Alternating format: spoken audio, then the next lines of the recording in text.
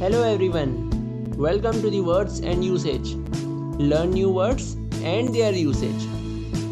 So let's begin with thought for the day. Life is a collection of changes, so don't avoid changes. Take every change as a challenge. Some give success and some act as a stepping stone to success. Friends, change is the main factor of a happy and successful life. Only those people can attain success and happiness in life, those learn to manage changes. Changes are not always bad for us, and sometimes they come with new opportunities.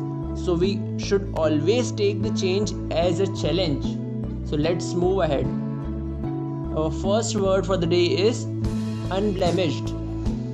Let's see the meaning of it. Has no faults and is not spoiled in any way. जिसका कोई दोष न हो और किसी तरह से भी खराब नहीं हुआ हो.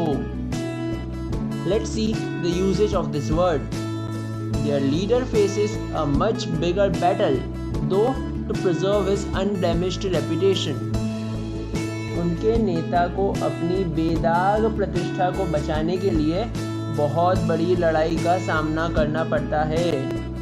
So unblemished means something or someone that is not at all spoiled. Our next word is edifice. Let's see its meaning.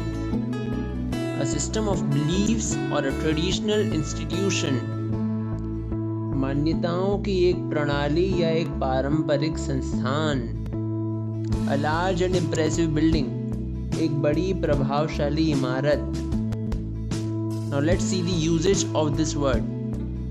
The war on terror was founded on an edifice of illusions that virtually no one in the US policy community questioned. आतंक पर युद्ध भ्रम की एक सीमा पर स्थापित किया गया था, जिससे कि वास्तव में अमेरिकी नीति समुदाय में कोई भी पूछताछ नहीं करता था. So edifice simply means a system of beliefs. Our next word is buffeting.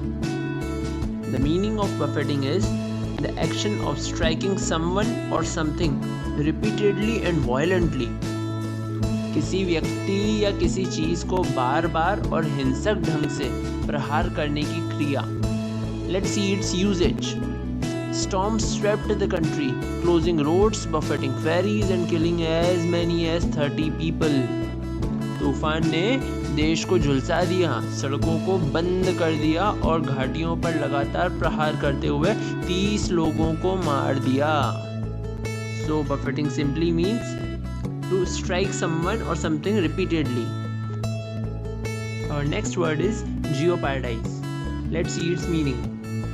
It means to put someone or something into a situation in which there is a danger of loss, harm or failure. किसी व्यक्ति या वस्तु को ऐसी स्थिति में डालना जिसमें नुकसान, हानि या असफलता का खतरा हो. Let's see its usage. I am not about to jeopardize my job by asking all kinds of questions. मैं हर तरह के सवाल पूछकर अपनी नौकरी खतरे में नहीं डालने वाला. So jeopardize simply means putting someone into a situation of danger. Let's see our last word of the day. The word is delineate. Delineate means to describe or portray something precisely, indicate the exact position of a border or boundary. किसी चीज का सटीक रूप से वर्णन करना या चित्रित करना, किसी सीमा की सटीक स्थिति का संकेत देना. Let's see its usage. The way to the hospital was clearly delineated on the map. अस्पताल का रास्ता मानचित्र पर स्पष्ट रूप से चित्रित किया गया था. So delineate simply means a precise indication. So let's recall what we have learnt in this video. So the first word which we have learnt is unblemished, which means not spoiled, damaged or marked in any way. अदूषित, निष्कलंक, बेदाग. The next word was edifice, a large impressive building, भव्य भवन, बड़ी शानदार इमारत.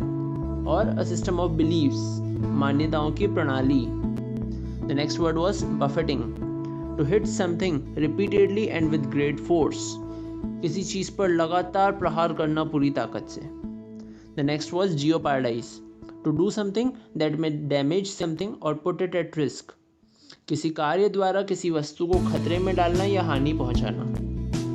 And the last word was delineate, to describe or draw something in great detail or to make the boundary of something. अत्यंत विस्तार से वर्णन या रेखांकन करना, रूपरेखा प्रस्तुत करना, अंकित करना, सीमा निर्धारण करना. Okay friends, so I hope you have enjoyed the video.